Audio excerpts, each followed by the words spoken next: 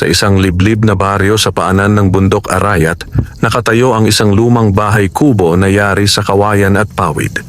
Doon nakatira ang pamilyang magsasaka ni Mang Elias, ang kanyang asawang si Aling Marta at ang dalawa nilang anak na sina Sabel at Tomas. Mahirap lamang sila, umaasa sa maliit na lupang taniman ng palay at gulay na kadalasan ay hindi pa sapat para sa kanilang pagkain. Sa kabila ng kanilang sipag, baon sila sa utang sa mayamang hasyendero ng baryo, si Don Fausto Veneracion, isang lalaking kilala sa pagiging gahaman sa lupa at kayamanan. Marami sa mga magsasaka ang napilitan ng isangla ang kanilang mga lupa dahil sa taas ng interes na ipinapataw nito. Ayon sa tsismis sa baryo, hindi lamang sa paniningil umaasa si Don Fausto. Mayroon din siyang matandang tagasunod, isang mambabarang na kilala sa pangalang Manang Sulami. Babaeng payat, putla, at may mga matang laging nakatitig na parabang sumusukat sa kaluluwa ng tinitingnan. Kapag may taong hindi nakakabayad sa takdang araw, madalas na tinatamaan ng kakaibang karamdaman ng kanilang pamilya o kaya'y nawawala ang kanilang mga alagang hayop. Noong gabing iyon, malakas ang ulan at hampas ng hangin. Tumutulo ang bubong ng kubo ni Mang Elias at ang mga batay magkayakap sa gilid ng papag.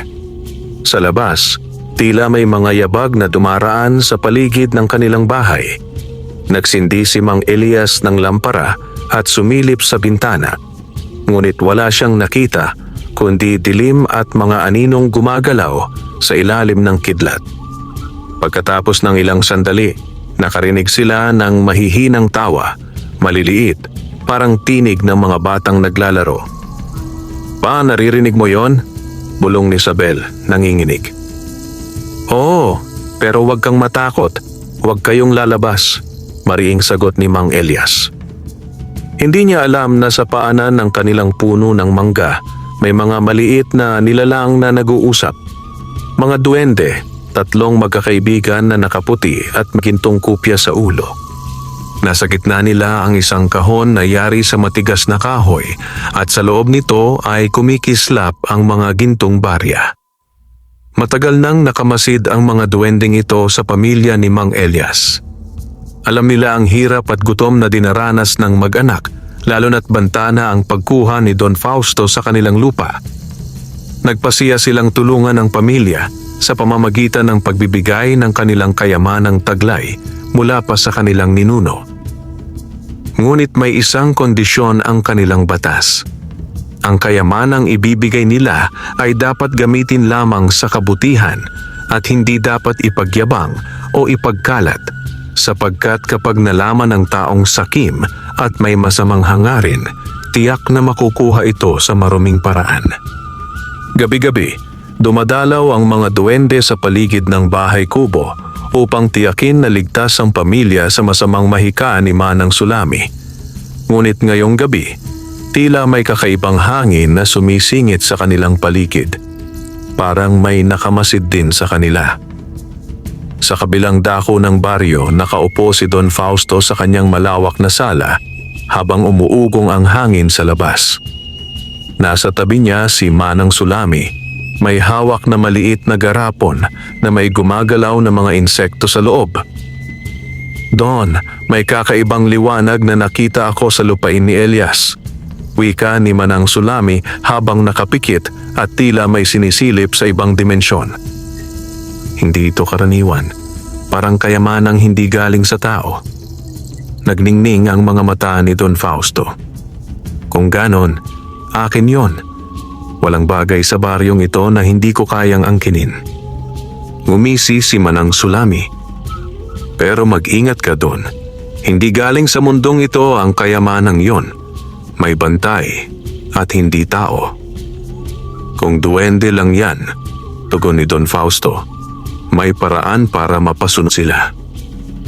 Kinabukasan, habang nagtatanim si Mang Elias sa bukid, nakakita siya ng kakaibang bagay sa gilid ng pilapil, isang gintong barya, kumikislap sa ilalim ng araw. Napakabigat nito para sa laki at may ukit na kakaibang simbolo na hindi niya maintindihan. Nilingon niya ang paligid. Walang tao. Nang yumuko siya para damputin ito, biglang umihip ang malamig na hangin at tila may bulong na dumaan sa kanyang tenga. Para sa iyo ito, Mang Elias. Pero ingatan mo. Nagulat siya at mabilis na tumingin sa paligid. Wala siyang nakita, ngunit dama niya ang presensya ng kung sino o kung ano. Hindi niya alam. Sa paghawak niya sa baryang iyon, nagsimula na ang kwento ng kayamanang magdadala sa kanila ng pag-asa at kapahamakan. Kinagabihan, matapos ang buong araw ng pagtatrabaho sa bukid, nakaupo si Mang Elias sa harap ng kanilang bahay kubo. Hawak-hawak niya pa rin ang gintong baryang natagpuan niya sa pilapil kaninang umaga. Hindi pa rin mawala sa isip niya ang malamig na bulong na narinig niya. Lumapit si Aling Marta, bitbit ang baso ng kape. Elias, kanina ka pa tahimik, may iniisip ka ba? Napabuntong hininga si Mang Elias. Marta, may nakita ako sa bukid. Gintong barya. Ginto? Nanlaki ang mata ng asawa. Saan mo naman nakuha yon? Imbes na sumagot agad, tiningnan ni Elias ang kanilang dalawang anak na natutulog sa gilid. Ayaw niyang marinig ng mga ito ang usapan. Pinakita niya ang barya kay Marta. Napakintab nito sa liwanag ng lampara at may nakaukit na simbolong hugis araw at buwan na magkatabi. Hindi ito karaniwan, sabi ni Marta habang hinahaplos ang barya. Parang gawa sa ibang panahon o ibang mundo. Habang pinag-uusapan nila, may marahang kaluskos na narinig mula sa ilalim ng kanilang sahig na kawayan. Sinundan ito ng mahihinang yabag. Hindi yabag ng tao, kundi mas magaan, parang hakbang ng bata na walang sapin sa paa. Biglang may tinig na sumingit sa katahimikan. Magandang gabi po, Mang Elias. Aling Marta. Napatingin sila sa sahig at doon nila nakita sa pagitan ng mga siwang ng kawayan ang maliliit na mukha ng tatlong duwende. Ang isa'y may kupyang puti, ang isa'y kupyang berde at ang isa'y kupyang ginto. Hindi makapaniwala si Marta. Napasigaw siya ng mahina. Ay, Elias, mga duwende. Mahina ngunit malinaw ang sabi ni Elias. Nanlaki ang mga mata. Umakyat sa loob ng bahay kubo ang tatlong duwende. Dala-dala ang maliit na kahon. Nang buksan ito ng duwendeng may kupyang ginto, bumungad ang napakaraming gintong barya. Mas marami kaysa kayang bilangin ni Elias at Marta. Alam namin ang kalagayan ninyo, wika ng duwende sa gitna na tila siyang pinuno. Bantad na sa amin ang inyong pagsusumikap at ang kasakiman ni Don Fausto na nais agawin ng inyong lupain. Nagkatinginan sina Elias at Marta, hindi makapaniwala sa naririnig. Kami handang magbigay sa inyo ng kayamanang magpapalaya sa inyo mula sa utang at gutom. Patuloy ng duwende. Ngunit may kondisyon.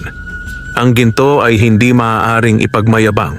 Hindi pwedeng gamitin para sa kasakiman. At higit sa lahat, huwag na huwag ipapakita kay Don Fausto. Bakit? Tanong ni Elias. Dumilim ang mukha ng duwende, sapagkat ang taong iyon ay may kasangga na mambabarang.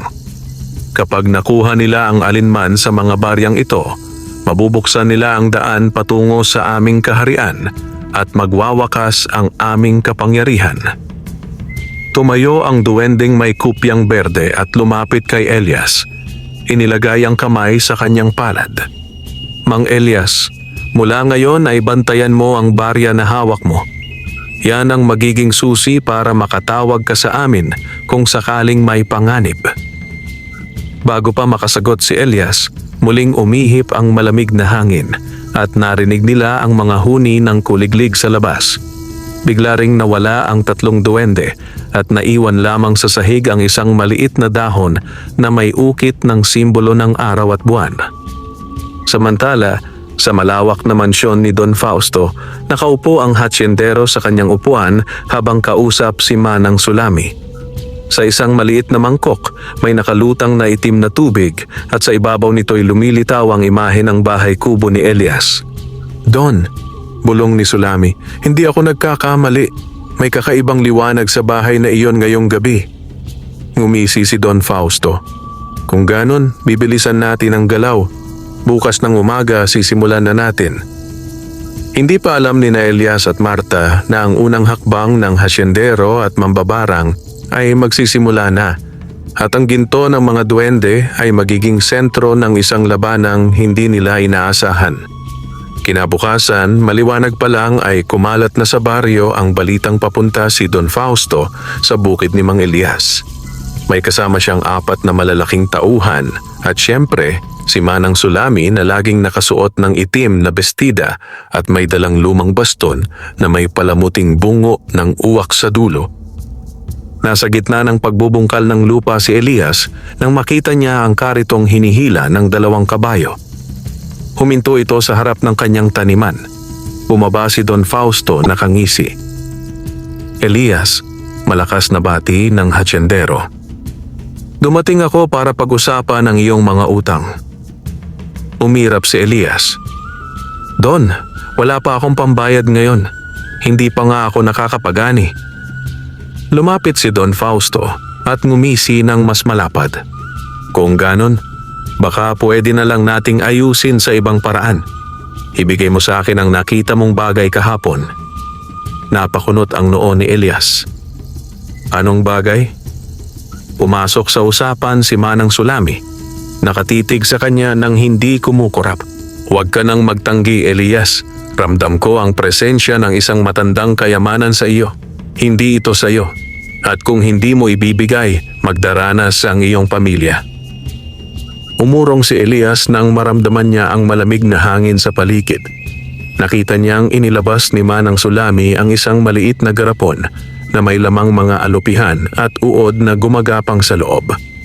Pinuksan ito ng matanda at mahina itong binulungan sa wikang hindi naiintindihan ni Elias.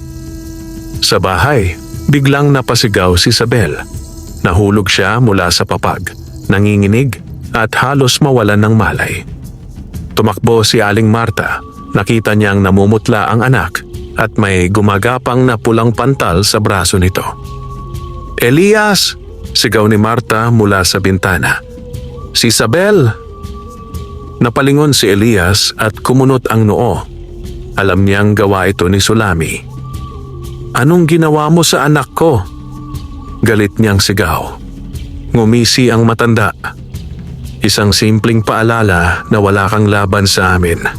Ibigay mo lang ang gusto namin at tapos na ang lahat." Biglang umihip ang hangin at narinig ni Elias ang pamilyar na mahinang tinig mula sa kanyang bulsa kung saan nakalagay ang gintong barya. "Gamitin mo kami." Kinuha ni Elias ang barya at mahigpit itong hinawakan. Sa loob lamang ng ilang tibok ng puso, 3 maliliit na nilalang ang lumitaw sa gilid ng bukid, ang mga duwende na tumulong sa kanya kagabi. Hindi sila nakikita ni na Don Fausto at Sulami, ngunit malinaw kay Elias ang kanilang presensya. "Mang Elias," wika ng duwende sa gitna, "ilagay mo ang baryang hawak mo sa lupa at tapakan mo ng kaliwang paa. Iuutos namin sa kalikasan na itaboy ang masama." Ginawa ni Elias ang sinabi. Biglang gumalaw ang lupa sa paligid ni na Don Fausto at Sulami at nagsitakbuhan ang kanilang mga tauhan nang makita ang paglitaw ng daan-daang itim na langgam na parang sundalong lumulusob. Kinagat ng mga langgam ang mga paa ng mga tauhan at maging ang kabayo, dahilan para magtakbuhan ang mga ito. Si Manang Sulami, bagaman pilit na lumalaban gamit ang kanyang baston, ay napaatras din nang mapaso ang kanyang balat sa mismong lupa na tinapakan ni Elias. Umatras si Don Fausto, nanginginig sa galit. "Hindi pa tayo tapos, Elias. Tandaan mo to, lahat ng tao sa baryong to ay may presyo. Darating ang araw, pati ang duwende mong kasama ay magiging alipin ko." Pagkaalis nila, bumalik si Elias sa bahay at nadatnan si Isabel na unti-unting bumabalik ang kulay ng balat. Nakahinga ng maluwag si Marta, ngunit ramdam nilang hindi pa tapos ang laban. Elias, bulong ng duwendeng may kupyang ginto bago sila tuluyang maglaho. Simula pa lamang ito. Maghanda ka. Balak ni Don Fausto at ng kanyang mambabarang na bumalik. Dala ang mas mabangis na kapangyarihan. Sa isang liblib na bahagi ng kagubatan, nakatayo ang isang lumang balete na sinasabing pinamumugaran ng masasamang espiritu. Doon, sa ilalim ng dilim ng buwan, nakaupo si Manang Sulami habang nakapalibot ang 3 itim na kandilang may mahabang apoy. Nasa harapan niya si Don Fausto, nakasuot ng itim na barong at may hawak na bote ng alak na inialay sa gitna ng bilog na bato. "Sulami," wika ni Don Fausto, "ayokong maghintay ng matagal. Gusto ko sa susunod na pagpunta ko kay Elias, kusa niyang ibibigay sa akin ang ginto." Tumango si Sulami at inilabas mula sa kanyang supot ang isang itim na manok. "Kung ganon, kailangan nating patasin ang aking lakas. Hindi sapat ang karaniwang barang para talunin ng mga duwende. Ang kailangan natin ay ang kapangyarihan ng hangin itim. Isang sumpa na hindi kayang labanan ng karaniwang pananggalang." Hawak ang manok, tinaga ni Sulami ang leeg nito gamit ang matalim na labaha. Ang dugo ay pumatak sa isang mangkok na may halong pulang alkitran at pinatuyong ugat ng halamang lagundi. Habang minumura niya sa sinaunang wika ang pangalan ni Elias, unti-unting sumisingaw mula sa mangkok ang maitim na usok na tila may hugis ng mukha ng tao. Nakaramdam si Don Fausto ng kakaibang lamig at bigat sa dibdib. "Ano to?" "Ang hangin itim," paliwanag ni Sulami. "Ipapadala ko ito sa bahay ni Elias. Sisingit ito sa kanilang hininga at dahan-dahang kukunin ang kanilang lakas. Kapag sila'y mahina na, madali nang agawin ang ginto." Samantala, sa bahay kubo, tahimik na natutulog sina Elias, Marta, Isabel at Tomas. Ngunit mula sa labas, may malamig na hangin na unti-unting pumapasok sa siwang ng dingding. Ang hangin ay may halong mahinang bulong at amoy ng nabubulok na dahon. Biglang nagising si Elias. Hindi niya maipaliwanag pero parang may humahaplos sa kanyang balat. Hindi mainit, kundi nakakakilabot na lamig. Tumayo siya at hinanap ang pinagmumulan, ngunit wala siyang nakita. Maya-maya narinig niya ang tok-tok-tok sa bubong. Nang sumilip siya sa bintana, wala siyang nakita kundi ang kislap ng 2 maliit na mata sa dilim. Mata na hindi sa tao, ni sa hayop. Hindi nagtagal, lumitaw ang 3 duwende sa loob ng kanilang bahay, tila nagmamadali. "Elias," sabi ng duwendeng may kupyang berde, "may masamang sumpa na pinakawalan laban sa inyo. Hangin itim, isang mahika na kayang pumatay sa loob lamang ng 3 gabi." Nanlaki ang mata ni Marta. "Ano ang gagawin natin?" "May paraan," sagot ng duwendeng may kupyang ginto. "Ngunit kailangan nating pumunta sa gubat ng 5 anino bago sumikat ang 2 araw. Doon matatagpuan ang batong puti na tanging panlaban sa sumpa ng hangin itim." Tumingin si Elias sa kanyang asawa at mga anak. Alam niyang wala siyang pagpipilian. Kung ganon, aalis tayo bukas ng madaling araw. Ngunit sa kabilang dako ng kagubatan, nakangisi si Manang Sulami habang pinagmamasdan sa itim na tubig ang kanilang bahay kubo. "Lumabas kayo, Elias. Mas madali ko kayong mahuhuli sa kagubatan." Madaling araw pa lang, nagising na si Mang Elias. Sa labas ng bahay kubo, manipis na ulap ang bumabalot sa palayan at tanging huni ng uwak ang maririnig mula sa malayo. Sa tabi ng pinto, nakatayo na ang 3 duwende, tila sabik ngunit seryoso ang mga mukha. "Elias," wika ng duwendeng may kupyang ginto, "wala tayong maraming oras. Ang hangin itim ay unti-unti nang pumapasok sa katawan ng iyong pamilya. Kailangan nating makarating sa gubat ng 5 anino bago lumubog ang 2 araw." Pero paano si Isabel at Tomas? Tanong ni Elias. Isasama natin sila, sagot ng duwendeng may kupyang berde.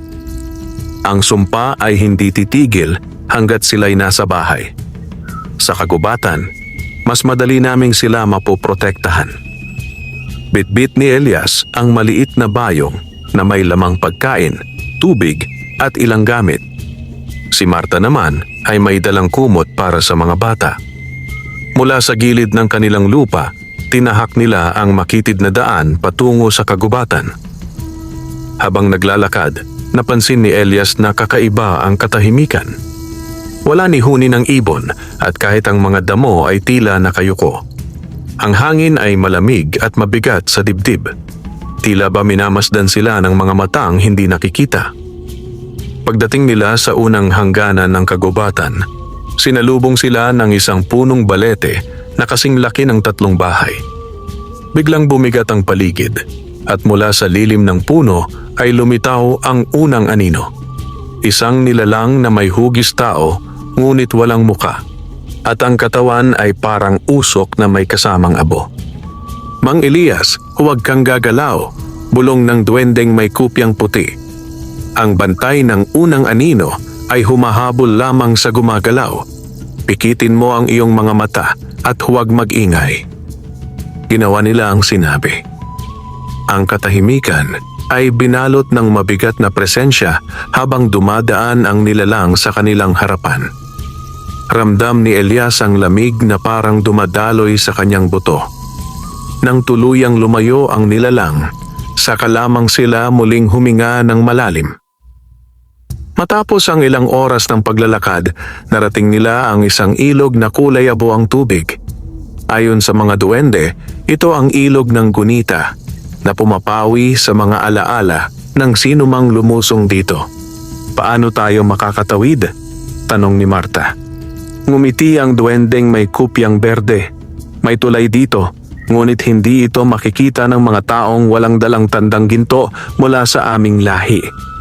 Kinuha niya ang isang maliit na piraso ng gintong barya at inihagis sa hangin. Biglang lumitaw mula sa kawalan ang isang lumang tulay na yari sa kahoy at ugat ng puno. Isa-isa silang tumawid, ngunit sa gitna ng tulay ay muling umihip ang malamig na hangin.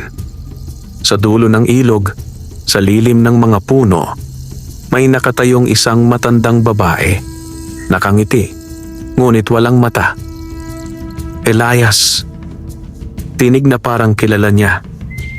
Balik ka na, hindi ka mananalo. Napahinto si Elias. Ang tinig ay kapareho ng boses ng kanyang yumaong ina. Ngunit bago pa siya makalapit, hinila siya ni Marta. Huwag kang magpaloko. Hindi yan ang ina mo. Iyan ng ikalawang anino. Paglampas nila sa ilog, lalong dumilim ang paligid. Ang mga puno ay may hugis na parang pilit silang niyayakap at ang lupa ay basa na parang humihinga. Sa malayo, may liwanag na kumikislap, tila patnubay na bituin. Doon, turo ng duwendeng may kupyang ginto. Nandoon ang batong puti, ngunit mag-ingat. Naroon din ang pangatlong anino at siya ang pinakamapanganib.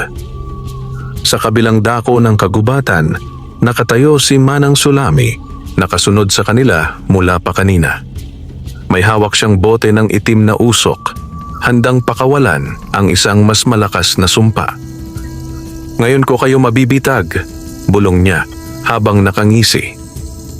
Tahimik na tinahak ni na Elias ang mas makitid na daan sa gitna ng kagubatan. Ang liwanag mula sa kislap na patnubay ay papalapit ng papalapit. Ngunit kasabay nito'y lumalakas ang mabigat na presensya sa paligid. Mang Elias, bulong ng duwendeng may kupyang ginto. Ito na ang teritoryo ng pangatlong anino. Siya ang tinatawag naming salamin ng takot. Ibinabalik niya sa sinumang lalapit ang lahat ng kanilang pinakamalalim na pangamba.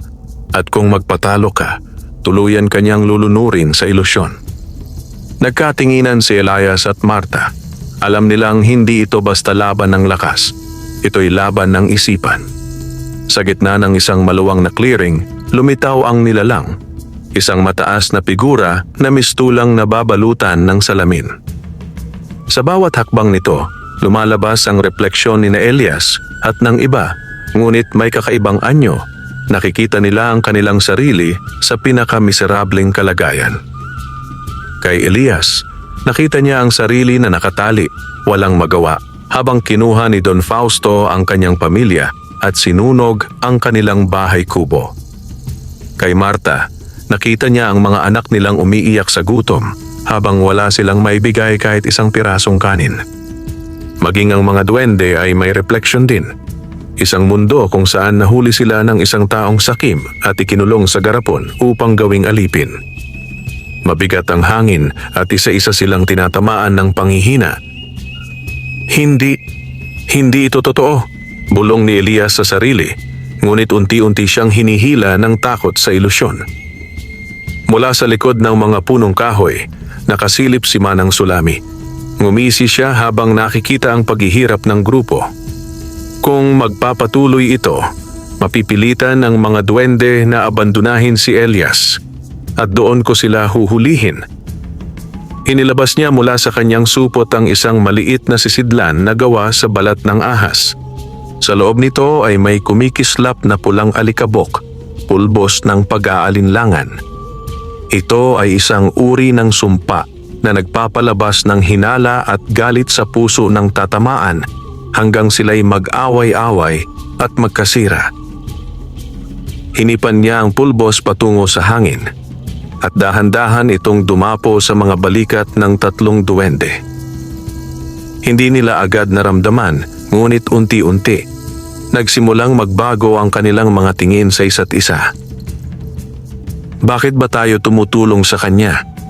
Biglang sabi ng duwendeng may kupyang berde, nakatingin kay Elias. Baka ginagamit lang niya tayo. Bakit? Hindi ba't tungkulin natin to? Sagot ng duwendeng may kupyang puti, ngunit may halong inis.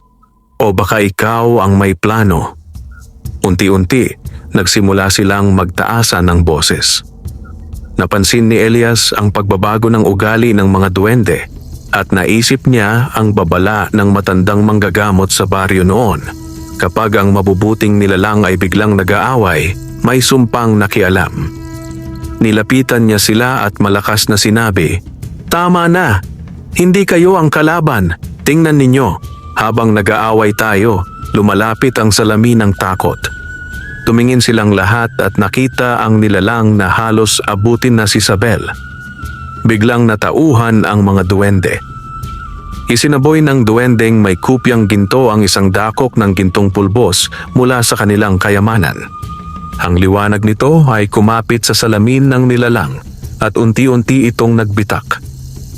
Sumabay si Elias. Hawak ang gintong baryang ibinigay sa kanya at itinapat ito sa gitna ng dibdib ng nilalang.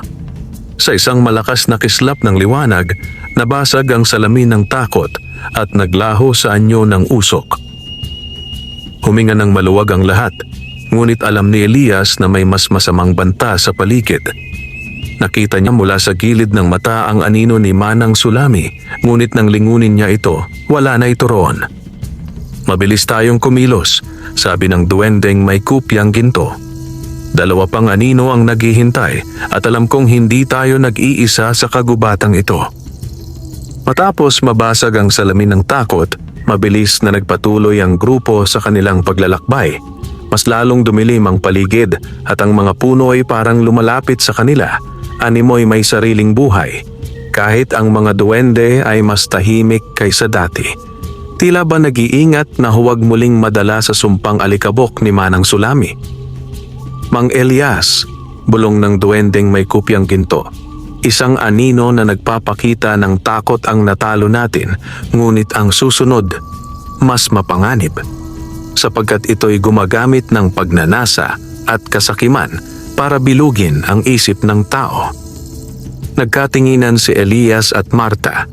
Alam nila na kapag pera o yaman ang tinutukoy, mas madaling matukso ang sinuman, lalo na't sila mismo'y matagal nang naghihirap. Sa gitna ng isang mabatong daan, biglang umalingaw-ngaw ang tila paghampas ng maraming barya sa sahig. Paglingon nila, nakita nilang nakalatag sa lupa ang napakaraming gintong barya, kumikislap at tila umaakit sa kanila. "Totoo kaya yan?" tanong ni Marta, nanginginig ang kamay. Parang mas marami pa ito kaysa sa kayamanan ng mga duwende. Mula sa gitna ng tambak ng barya, umangat ang isang anino. Mataas, payat, at ang katawan ay yari sa kumikislap na ginto. Ang kanyang muka ay walang anyo kundi isang bunganga na laging nakangiti. At mula rito ay lumalabas ang mga salitang tila musika sa pandinig. "Kunin niyo ako. Sa inyo na ang lahat ng ito. Wala ng gutom. Wala ng utang." Unti-unting lumapit si Marta, para bang nahihipnotismo. Maging si Elias ay nakaramdam ng pagnanasa na damputin ang kahit isa lang sa mga barya. Ngunit naramdaman niyang may malamig na humawak sa kanyang balikat. Ang duwendeng may kupyang berde. "Huwag kang lalapit. Iyan ang anino ng kasakiman. Kapag may kinuha ka, magiging alipin ka nito habang buhay." Ngunit hindi lamang sina Elias at Marta ang pinupukaw ng anino.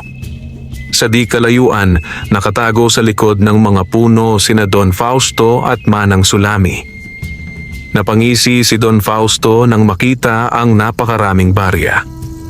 "Kung totoo yan, akin yan. Hindi ko na kailangan ng ginto ng mga duwende. Mas malaki pa ito." Alam ni Sulami ang panganib, ngunit may mas tuso siyang plano. "Don, hayaan mo silang harapin ang aninong yan. Kapag isa sa kanila ang bumagsak sa tukso, madali na nating makukuha ang kayamanan at pati ang duwende." Habang palapit ng palapit si Marta, biglang humakbang si Elias at hinila siya pabalik. "Marta, hindi yan ang sagot sa problema natin." "Pero Elias, ang dami nito. Sapat para mabili natin ang lupa at mabuhay ng maayos. Kung tatanggapin natin yan, mawawala tayo." Mariing sagot ni Elias. Nakita ng anino na hindi sila madaling magpadala, kaya't nagsimulang bumalik sa lupa ang mga barya at naging mga ahas na puro ginto ang balat. Mabilis silang gumapang palapit, handang pumulupot. Agad na kumilos ang mga duwende. Itinapon nila ang pulbos mula sa kahoy ng pagkamulat, isang mahiwagang sangkap na pumupunit sa ilusyon. Nang tamaan ng pulbos ang mga ahas, bigla itong naglaho at muling naging usok.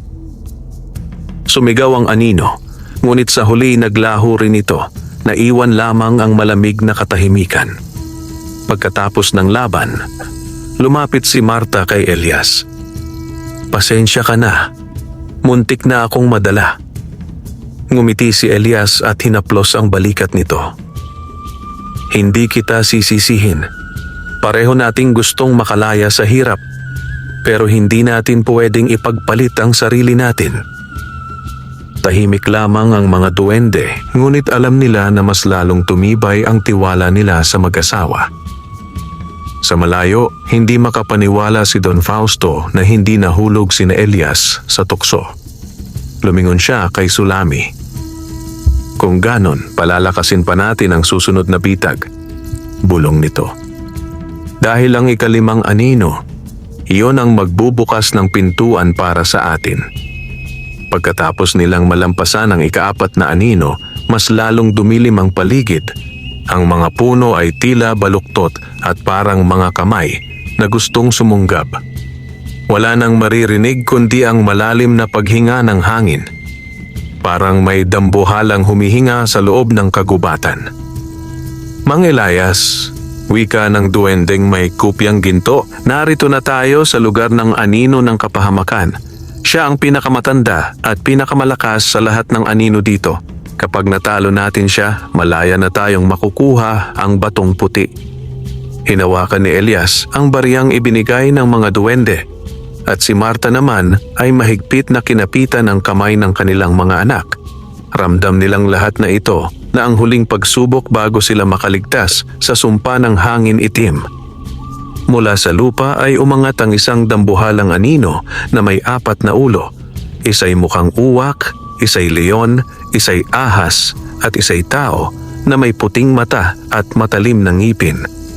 Ang katawan nito ay parang usok na may halong dugo, at bawat galaw nito ay nagdudulot ng lindol sa paligid. Sa bawat hakbang nito, bumibitak ang lupa at mula roon ay lumalabas ang mga kamay na kulay abo na pilit silang hinahawakan. "Mang Elias," sigaw ng duwendeng may kupyang berde, "huwag mong hayaang makalapit. Kapag nahawakan ka ng mga kamay na yan, hihilahin ka sa ilalim ng lupa at hindi ka na makakabalik." Agad na umikot si Elias upang agawain ang atensyon ng halimaw, habang ang mga duwende ay naglatag ng bilog na proteksyon sa paligid ni na Marta at ng mga bata.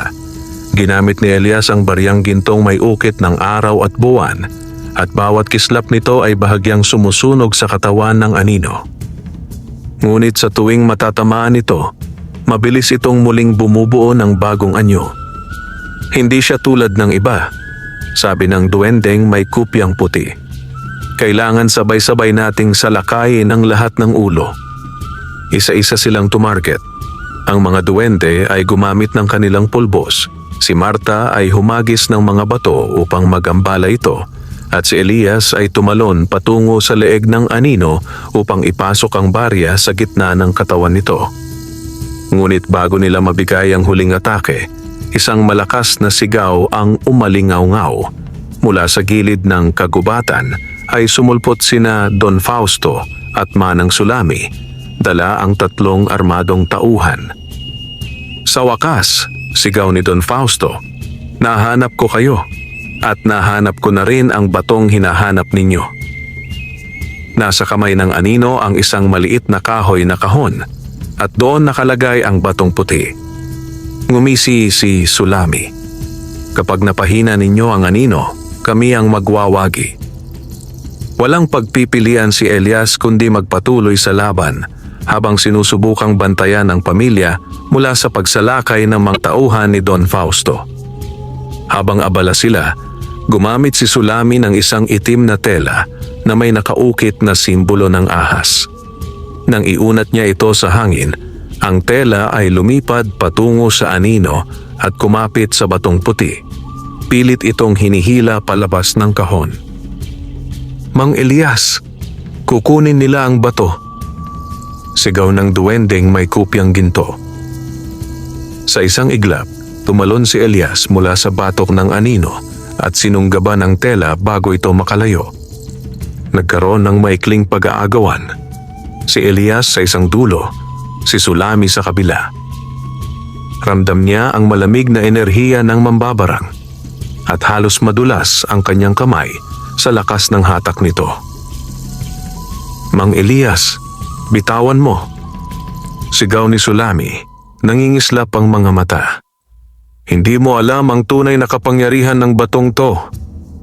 "Alam ko," maring sagot ni Elias, "at hindi ito para sa mga kagaya mo."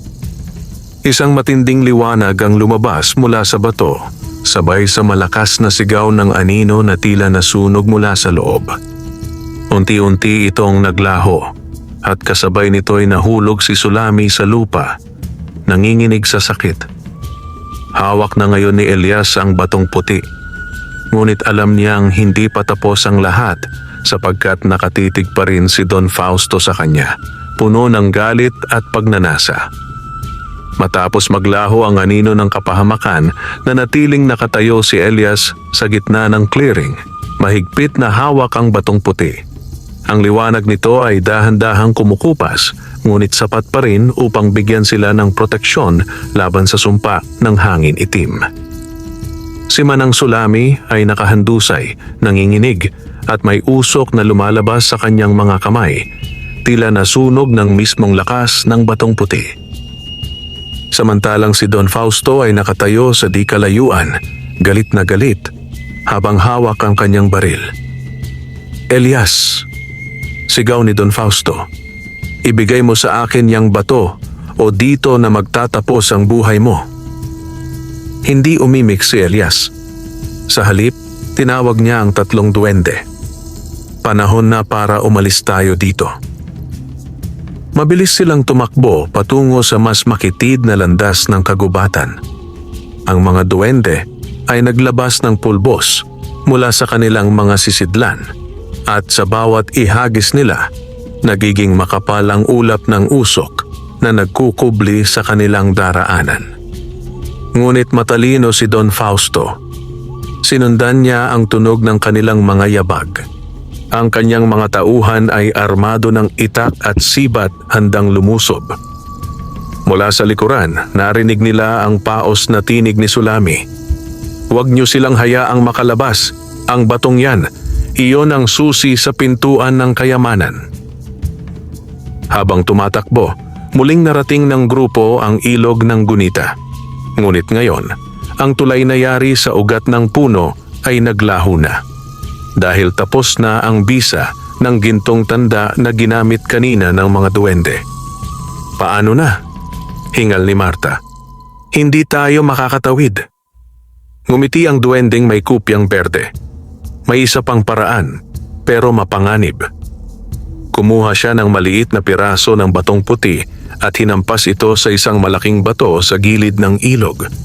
Sa halip na mabasag, kumalat mula rito ang liwanag na naging isang arko ng bato na nagsilbing tulay.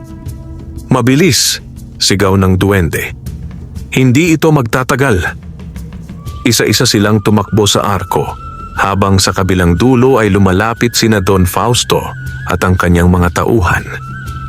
Isa sa mga tauhan ay nagtangkang sumunod, ngunit pag-apak niya sa arko ay bigla itong naglaho at siya'y nahulog sa ilog, kasabay na pagkawala ng lahat ng kanyang alaala. Pagkalampas nila sa arko, akala nila'y ligtas na sila. Ngunit mula sa mga punong malapit sa hangganan ng kagubatan, biglang lumitaw ang isang grupo ng malalaking asong itim na may pulang mata. Mga bantay na isinugo ni Sulami bago pa sila pumasok sa gubat. "Mang Elias!" sigaw ng duwendeng may kupyang puti. "Huwag mong hayaang mahila ka ng mga yan. Kapag kinagat ka nila, susundin mo ang utos ng mambabarang habang buhay." Hinugot ni Elias ang itak na dala niya mula pa sa bukid at humarap sa mga aso. Ang mga duwende naman ay sabay-sabay na naglabas ng liwanag mula sa kanilang mga kupya. Pinipilit tabunan ng liwanag ang dilim sa paligid. Sa wakas, narating nila ang hangganan ng gubat kung saan nagsisimula na ang bukirin. Sa paglabas nila, biglang huminto ang mga asong itim at naglaho sa anyo ng usok. Tila ba may hindi sila kayang tawirin na hangganan. Huminto rin sina Elias, Marta at ang mga bata, hingal na hingal. Hawak pa rin ni Elias ang batong puti at sa sandaling iyon ay naramdaman niyang humupa ang malamig na presensya ng sumpa. Ngunit mula sa malayo, nakikita pa rin nila ang anino ni na Don Fausto at Sulami sa gilid ng gubat, nakatingin sa kanila at malinaw na hindi pa tapos ang laban. "Elias," wika ng duwendeng may kupyang ginto, "panandalian lang ang katahimikan. Kapag hindi natin agad ginamit ang batong ito upang sirain ang ugat ng sumpa, babalik sila. At mas malakas."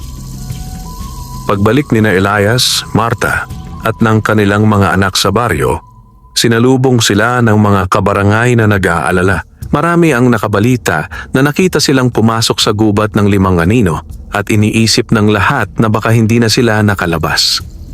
"Elias," sabi ni Mang Doro, ang matanda kapitbahay, "anong nangyari sa inyo at bakit parang mas maliwanag ang mukha ninyo ngayon?"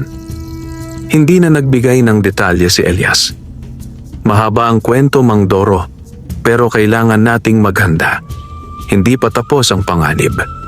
Pumasok sila sa bahay kubo at agad inutusan ni Elias si Marta na pakainin ng mga bata. Samantala, tinawag niya ang 3 duwende upang magplano. Ipinaliwanag ng duwendeng may kupyang ginto ang katotohanan. "Elias, ang batong puti ay hindi lamang pananggalang. May kakayahan itong putulin ang anumang sumpa, pero sa bawat paggamit nito laban sa isang mambabarang, kailangang may alay na kapalit. isang bagay na pinakamahalaga sa may hawak. Napatingin si Elias sa kanyang pamilya. Ibig sabihin, kung gagamitin ko ito laban kay Sulami, may mawawala sa akin? Hindi lamang basta mawawala. Paliwanag ng duwendeng may kupyang berde. Kukunin ito ng bato bilang kabayaran. Maaaring alaala, maaaring kakayahan, o maaaring isang buhay. Hindi na nila kailangang maghintay ng matagal. Bago pa magdilim, dumating sa baryo ang mga tauhan ni Don Fausto, kasama si Manang Sulami. Mahina pa siya mula sa labanan sa gubat, ngunit sapat pa rin ang lakas niya upang magpadala ng alon ng hangin itim sa buong paligid. Isa-isang nagkasakit ang mga kabarangay. Lagnat, panghihina, at kakaibang pagkalimot.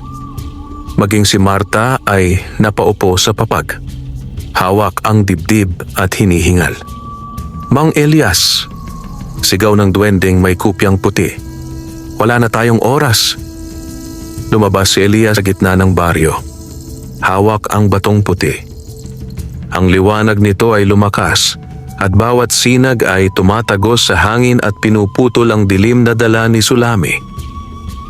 Sumigaw si Sulami, "Hindi mo ako matatalo, Elias. Ang sumpang ito'y uugat sa bawat tao dito." Ngunit hindi siya pinakinggan ni Elias. Itinaas niya ang bato sa ulap at sinimulan ang ritual na itinuro ng mga duwende, pagbigkas ng sinaunang panalangin habang iniisip ang lahat ng mahal niya sa buhay. Unti-unting nanghina si Sulami at ang hangin itim ay nagsimulang bumalik sa kanya. Ngunit kasabay nito, naramdaman ni Elias ang pagbigat ng kanyang katawan at ang malamig na boses ng bato sa kanyang isip. "Elias, ano ang iyong alay?" Tumingin siya sa kanyang pamilya. "Kunin mo na ang isang bagay na akin, pero huwag silang sasaktan." Isang matinding liwanag ang sumabog mula sa batong puti at sa loob ng ilang sandali, tumigil ang lahat ng hangin. Nang mawala ang liwanag, si Sulami ay nakahandusay. Wala ng lakas at tuluyan nang naputol sa kanyang kapangyarihan. Umatras si Don Fausto. Alam niyang natalo sila sa labanang iyon. Ngunit si Elias nakatayo pa rin, ngunit hindi na niya marinig ang tinig ng kanyang pamilya. Nagulat si Marta nang makita siyang parang hindi na tumutugon sa kanyang tawag. "Marta," mahina ang boses ni Elias. "Hindi ko na maririnig ang kahit sino. Bingi na ako." Ang batong puti ay kinuha ang kanyang pandinig bilang kapalit ng pagputol sa sumpa. Tahimik lamang ang mga duwende, alam nilang iyon ang pinakamabigat na kabayaran na maaaring ibigay ni Elias. Ang kakayahang marinig ang tinig ng kanyang mga mahal sa buhay. Lumipas ang 3 araw mula nang magapi ni Elias si Manang Sulami. Sa baryo, unti-unti nang bumabalik ang sigla ng mga tao. Wala nang lagnat, wala nang hangin itim na bumabalot sa hangin. Ngunit para kay Elias, tila nag-iba ang mundo. Tahimik. Walang huni ng ibon, walang lagaslas ng tubig, walang tinig ng kanyang pamilya. Nakikita niya ang bibig ni Marta na gumagalaw, ngunit wala siyang naririnig. Ginagawa niya ang lahat para mabasa ang mga salita, pero hindi lahat ay kaya niyang maintindihan. Sa tulong ng 3 duwende, tinuruan si Elias ng mga senyas gamit ang simpleng galaw ng kamay at kilos ng mata. Mabilis siyang natuto dahil alam niya ang kailangan niyang magpatuloy sa pakikipaglaban kung sakaling bumalik si Don Fausto. Pinakamahalaga sa lahat, tinuruan siya ng mga duwende kung paano makarinig gamit ang ibang paraan. Sa pamamagitan ng pagdama, sa alon ng hangin at panginginig ng lupa. "Mang Elias," paliwanag ng duwendeng may kupyang ginto, "ang mga duwende ay hindi palaging nakikinig gamit ang tainga. Natututo kaming makinig sa kilos ng paligid." Sa simula ay mahirap pero kalaunan ay nakaramdam si Elias ng kakaibang pakiramdam. Parang bawat galaw, bawat hakbang ng tao o hayop ay nagiiwan ng alon sa paligid na kaya niyang sundan. Samantala, si Don Fausto ay nagtatago sa kanyang mansyon. Wala na si Sulami, mahina at hindi na makapagbabarang. Ang kanyang mga tauhan ay takot nang muling sumugod sa pamilya ni Elias. Ngunit ang kanyang kasakiman ay hindi humupa. Sa isang gabi ng malakas na ulan, may dumating na kakaibang bisita. Isang lalaking nakasuot ng mahabang itim na kapa. May balbas na puti at mga matang par nagliliyab sa dilim. Don Fausto, wika ng lalaki. Narinig ko ang iyong problema. Ako si Maestro Lucero, isang mangkukulam na mas higit pa sa anumang mambabarang. Kung ganon, sagot ni Don Fausto, tutulungan mo ba akong kunin ang kayamanan ng mga duwende? Ngumisi si Lucero. Tutulungan kita, kapalit ng kalahati ng makukuha natin at ng lupaing kinatatayuan ng baryo. Habang si Elias ay abala sa pagtatanim sa kanilang maliit na lupa, naramdaman niya ang kakaibang paggalaw ng hangin, parang may mabigat na presensya na hindi niya pa naranasan. Tumingin siya sa mga duwende. Nakita niya ang pagkabahala sa kanilang mga mata. Elias, sabi ng duwendeng may kupyang berde, may bagong kaaway at mas malakas siya kaysa kay Sulami.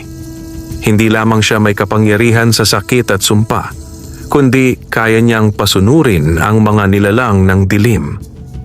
Sa malayo, sa gilid ng kagubatan, isang pares ng pulang mata ang nakamasid sa bahay kubo ni Elias, hudyat ng paparating na panibagong digmaan. Tahimik ang baryo ng gabing iyon. Wala ni isang aso ang tumatahol, at kahit ang mga kuliglig ay tila tumigil sa kanilang huni. Sa bahay kubo ni na Elias, nakahiga ang pamilya, ngunit nanatiling gising si Elias. Sa bagong paraan ng pakikinig na itinuro ng mga duwende, nararamdaman niya ang kakaibang pag-uga ng lupa, mahina ngunit mabigat. Lumabas siya at tumingin sa paligid. Ang buwan ay natatakpan ng makapal na ulap at ang hangin ay may amoy ng sinunog na damo. Sa gilid ng kanyang paningin, may mga hugis na kumikilos sa dilim. Hindi tao, hindi rin hayop. Mula sa gilid ng kagubatan, lumabas ang mga nilalang na hindi pa nakita ng sino man sa baryo. Ang kanilang balat ay kulay abo, ang mga matay pula at parang apoy, at ang mga kamay ay may mahabang kuko na parang bakal. Ang ilan ay gumagapang sa lupa na parang ahas, habang ang iba'y tumatakbo sa apat na paa ngunit may hugis ng tao. Sa malayo, nakatayo si Maestro Lucero, nakataas ang kamay at bawat galaw niya ay sumusunod ang mga halimaw na ito. Hanapin si Elias, bulong niya, at dalhin siya sa akin ng buhay. Naramdaman ng mga duwende ang pagdating ng mga nilalang. Agad silang naglabas ng maliliit na batong ginto at ibinato sa paligid ng bahay kubo na agad nagbukas ng isang bilog na proteksyon na nagliliwanag sa dilim. Elias, sigaw ng duwendeng may kupyang ginto. Hindi sila basta-basta malalampasan ang proteksyon, pero hindi rin ito magtatagal. Kailangan nating lumaban habang malakas pa tayo. Hinugot ni Elias ang kanyang itak at tumayo sa harap ng pinto. Ang kanyang pandinig ay wala, ngunit ramdam niya ang bawat alon ng hangin sa paligid. Kaya niyang malaman kung saan manggagaling ang susunod na atake. Unang sumugod ang dalawang nilalang mula sa kaliwa. Bago pa man sila makalapit, sinalubong na sila ni Elias ng mabilis na hiwa sa itak. Tinamaan ang leeg ng isa at ang braso ng isa pa. Sa bawat hiwa, kumikislap ang gintong pulbos mula sa itak. Isang palatandaan na binasbasan ito ng mga duwende. Ngunit parami ng parami ang dumating. Mula sa bubungan, mula sa likod ng bahay, mula sa madidilim na sulok ng bakuran. Gumagalaw silang parang isang katawan, lahat sumusunod sa utos ng kanilang Panginoon. Sa gitna ng laban, nakita ni Elias ang isang nilalang na mas malaki kaysa sa iba. May 4 na kamay at bibig na umaabot hanggang dibdib. Tumalon ito patungo sa bubong ng kanilang bahay, handang pumasok sa loob. Walang pag-aalinlangan, hinugot ni Elias ang batong puti at itinapat ito sa halimaw. Isang liwanag ang sumabog at tinamaan ito, dahilan para magliyab at matunaw sa anyo ng usok. Ngunit kasabay nito, naramdaman niyang humina ang kanyang katawan. Tila may kaunting lakas na kinuha ng bato bilang kabayaran. Hindi natin pwedeng gamitin yan ng paulit-ulit. Babala ng duwendeng may kupyang berde. Bawat paggamit ay may kapalit. Mula sa malayo, kumilos si Maestro Lucero. Pinatigil niya ang pag-atake at umatras ang mga halimaw, dahan-dahang naglaho sa dilim ng kagubatan. Ngumisi siya. Malakas ka, Elias, pero mauubos ka rin. At kapag dumating ang oras na iyon, sa akin mapupunta ang ginto ng mga duwende. Sa baryo, huminga ng maluwag ang lahat, ngunit alam ni Elias at ng kanyang mga kaalyado na ito'y simula lamang. Ang susunod na pag-atake ay tiyak na mas mabagsik. Sa madilim na gilid ng kagubatan, nakaupo si Maestro Lucero sa tabi ng isang apoy na kulay asul. Nasa harapan niya si Don Fausto, halatang hindi pa rin nawawala ang kanyang kasakiman. Lucero, wika ni Don Fausto, ilang araw na ang lumipas mula sa unang pag-atake at wala pa rin tayong nakukuha. Ngumisi ang mangkukulam. Hindi tayo makakapasok sa bahay ni Elias nang hindi nababasag ang depensa ng mga duwende, kaya't gagamit tayo ng mas mabisang paraan, ang pain. Pain? Isang mahalaga sa kanya o sa kanyang mga kakampi. Kinabukasan, habang abala si Elias sa pagtatanim, si Tomas at Sabel ay naglalaro sa may gilid ng palayan. Malapit doon, nakatayo ang duwendeng may kupyang puti, nagbabantay sa kanila. Ngunit mula sa malayo, dumating ang isang anyo ng isang matandang babae na parang ordinaryong magbubukid.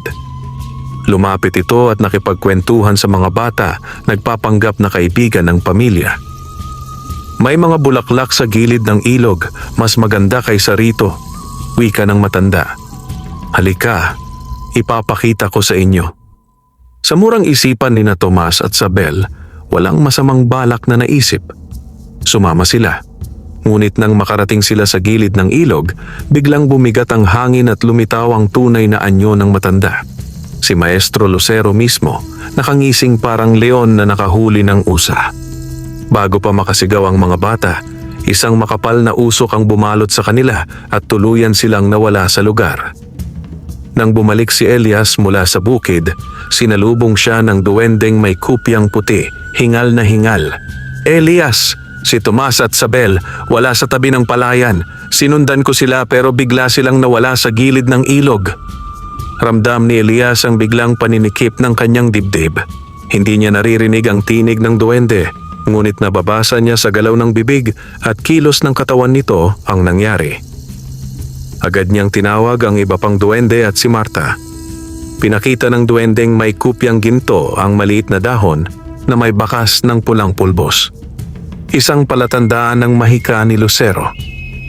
Elias, sabi ng duwende, ginagamit niya ang mga bata para akitin ka. Kapag sumama ka ng mag-isa, malalagay ka sa bitag. Pero kapag hindi ka pumunta, baka hindi na natin sila makita. Sa loob ng puso ni Elias, wala nang alinlangan. Hindi ko hahayaang mapahamak ang mga anak ko, mariin niyang sagot. Ngunit lumapit ang duwendeng may kupyang berde.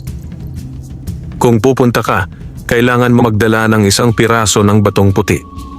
Ito ang magbibigay sa iyo ng laban. Ngunit mag-ingat. Kapag nahulog ito sa kamay ni Lucero, mas malaki ang kapangyarihan niyang magbukas ng lagusan patungo sa aming kaharian. Tumingin si Elias sa kanyang asawa.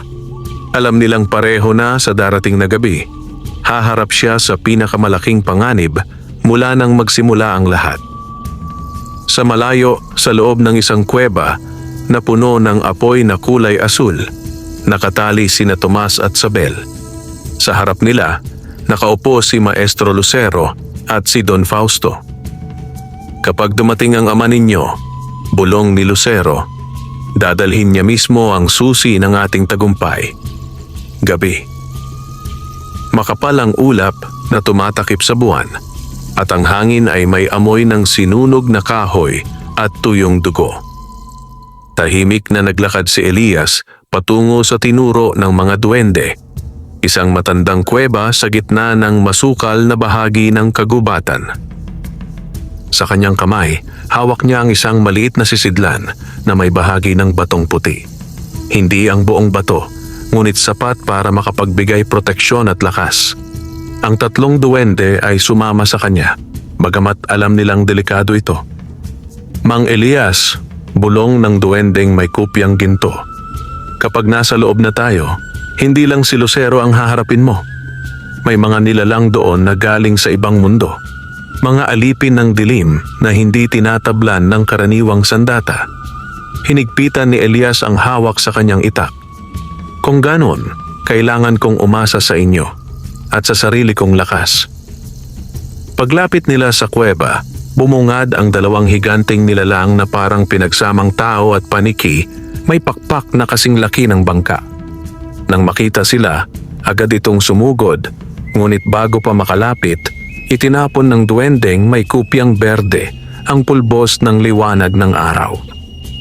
Sumabog ang liwanag at napatras ang mga bantay, halos masunog ang kanilang balat. "Bilis!" sigaw ng duwendeng may kupyang puti. "Hindi magtatagal yon." Pumasok sila sa loob ng kuweba. Doon, ang dingding ay kumikislap sa kulay asul na apoy. At sa gitna, nakaupo sa trono si Maestro Lucero, habang nakatali sa magkabilang poste sina Tomas at Sabel. Sa tabi niya, nakangising parang nanalo si Don Fausto. "Elias," wika ni Lucero, "magaling ka. Napakarami sa mga tauhan ko ang hindi na nakabalik mula sa inyong baryo. Pero ngayong nandito ka na, wala ka ng takas." Tumingin siya sa maliit na sisidlan sa kamay ni Elias. "Ibigay mo sa akin yan at pakakawalan ko ang mga anak mo." Mariing kumunot ang noo ni Elias. Alam niyang kasinungalingan niyon, ngunit wala siyang oras para mag-isip ng matagal.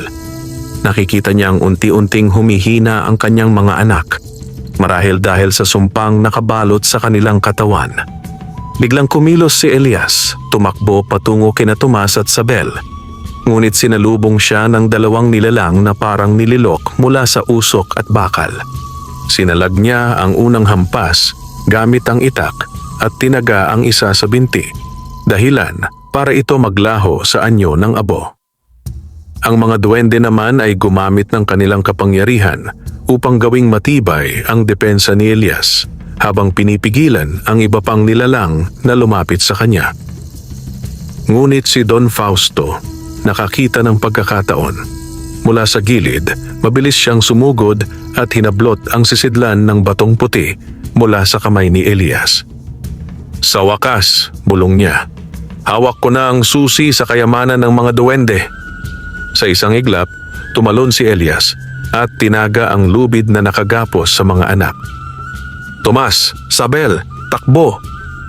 Ngunit bago pa sila makalabas, bumagsak mula sa kisame ang isang nilalang na may 6 na mata at mga kamay na parang pugita, hinaharangan ng lagusan palabas. Ginamit ni Elias ang natitirang lakas ng kanyang katawan at itinapat ang kanyang itak sa mga sinag ng apoy mula sa batong puti na hawak ni Don Fausto. Ginamit niya ang kislap nito para masunog ang nilalang at buksan ang daan. Nagulat si Don Fausto nang makita na kahit nasa kanya ang bato, nagamit ito ni Elias. Ngunit hindi niya alam na maliit na piraso lamang ang nakuha niya. Mabilis na tumakbo palabas ang pamilya, kasama ang mga duwende, habang naiwan si Lucero na galit na galit. "Hindi pa tapos ito, Elias!" Sigaw niya, ang tinig ay umaalingaw-ngaw sa buong kuweba. Sa labas, nagsimulang umulan ng malakas, at ang kulog ay tila nagbabadya ng mas matinding laban sa hinaharap. Ngunit para kay Elias, Ang pinakamahalaga ay buhay at ligtas ang kanyang mga anak. Kahit alam niyang hawak na ngayon ni Don Fausto ang isang bahagi ng kanilang lihim.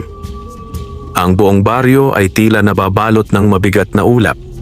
Ilang araw matapos ang pagsagip ni Elias sa kanyang mga anak, kumalat ang balitang nagtipon ng malalakas na tauhan si Don Fausto at Maestro Lucero upang pasukin ang mismong kaharian ng mga duwende. Ayon sa tatlong duwende, ang kaharian ay nakatago sa ilalim ng malaking punong balete sa gitna ng kagubatan. Dito nakatago ang kanilang pinakamatandang kayamanan at mga sandata laban sa dilim. Mga bagay na kung mapunta sa maling kamay, magdudulot ng kapahamakan hindi lamang sa baryo kundi sa buong lupain. Elias, wika ng duwendeng may kupyang ginto, oras na para magtapos ang laban. Kailangan nating maunahan sila sa pagpasok sa aming kaharian. Kapag nakapasok sila, mahihirapan na tayong makalaban sa loob. Tiningnan ni Elias ang kanyang pamilya. Marta, bantayan mo ang mga bata. Babalik ako. Elias, mag-ingat ka. Sagot ni Marta, pinipigilang umiyak. Bit-bit ang kanyang itak, ang maliit na piraso ng batong puti, at ang basbas ng mga duwende. Tumungo si Elias patungo sa kagubatan, sa mismong direksyon kung saan naroon sina Don Fausto at Maestro Lucero. Pagdating niya sa punong balete, naroon na ang mga kalaban. Si Don Fausto, hawak ang sisidlan ng batong puti na nakuha niya sa kuweba, ay nakangising parang tagumpay na. Si Maestro Lucero naman ay nakapikit, tila nakikipag-usap sa mga nilalang ng dilim. Elias, wika ni Lucero nang dumilat. Tama lang na dumating ka. Mas masarap wasakin ang isang tao kapag nakikita niyang wala na siyang magagawa. Sa isang iglap, mula sa lupa ay sumulpot ang 12 ng nilalang ng dilim. Mga halimaw na mas malalaki at mas mabangis kaysa noong una. Ang ilan ay may katawan ng leon ngunit ulo ng ahas. Ang iba na may tila mga aninong walang mukha ngunit may matatalas na kuko. Tumalon si Elias sa gitna ng mga halimaw. Kinamit ang kanyang pakiramdam sa hangin upang malaman kung saan susunod ang atake. Ang mga duwende naman ay bumuo ng gintong bilog na naglalabas ng liwanag na sumusunog sa balat ng mga nilalang. Ngunit si Maestro Lucero, gamit ang sisidlan mula kay Don Fausto, ay nagbukas ng isang itim na lagusan sa puno ng balete. Mula rito, sumilip ang mga mata ng mas matatandang nilalang, mga anino ng kadiliman na matagal nang nakakulong. Kapag lumabas sila, sigaw ng duwendeng may kupyang ginto, "Tapos na ang lahat!" Walang ibang paraan. Tumakbo si Elias patungo kay Don Fausto. Iniiwasan ang bawat atake hanggang sa maabot niya ang sisidlan ng batong puti. Isang malakas na sipa ang kanyang binitiwan, tinamaan si Don Fausto sa tiyan, dahilan para mabitawan niya ang sisidlan. Ngunit bago ito mahulog sa lupa, sinunggaban ito ni Lucero at sinubukang gamitin para palakasin ang lagusan. Sa sandaling iyon, hinampas ni Elias ang sisidlan gamit ang kanyang itak. Nabiyak ito at sumabog ang liwanag ng batong puti sa buong paligid. Ang liwanag ay pumasok sa lagusan, sinusunog ang mga anino ng kadiliman at isinasara ang daan. Maging ang mga halimaw sa labas ay nagliyab at naglaho sa usok. Ngunit tulad ng dati, ang paggamit ng batong puti ay may kapalit. Naramdaman ni Elias ang pagbigat ng kanyang katawan at ang pagdilim ng kanyang paningin. Unti-unti siyang nawawalan ng ilaw sa kanyang mga mata. "Elias!" Sigaw ng duwendeng may kupyang berde. "Huminto ka!" Ngumiti si Elias. "Basta't ligtas ang pamilya ko, sapat na iyon." Nang tuluyan nang mawala ang liwanag sa kanyang paningin, bumagsak siya sa lupa. Hindi patay, ngunit bulag na. Tumakas si Don Fausto, sugatan at walang dala, habang si Maestro Lucero ay naiwang abo sa lupa, tinupok ng mismong liwanag na nais niyang kontrolin. Dinala ng mga duwende si Elias pabalik sa baryo. Bagaman wala na siyang pandinig at ngayon ay wala na ring paningin, alam niyang ligtas ang kanyang pamilya at ang kaharian ng mga duwende. Sa kabila ng kapansanan, nakatayo pa rin si Elias bilang tagapagtanggol ng baryo. Isang magsasaka na walang tinig at walang liwanag ang mata, ngunit may pusong handang lumaban para sa kabutihan. Wakas. Tumakas si Don Fausto, sugatan at walang dala, habang si Maestro Lucero ay naiwang abo sa lupa, tinupok ng mismong liwanag na nais niyang kontrolin. Dinala ng mga duwende si Elias pabalik sa baryo. Bagaman wala na siyang pandinig at ngayon ay wala na ring paningin, alam niyang ligtas ang kanyang pamilya at ang kaharian ng mga duwende. Sa kabila ng kapansanan, nakatayo pa rin si Elias bilang tagapagtanggol ng baryo. Isang magsasaka na walang tinig at walang liwanag ang mata, ngunit may pusong handang lumaban para sa kabutihan. Wakas.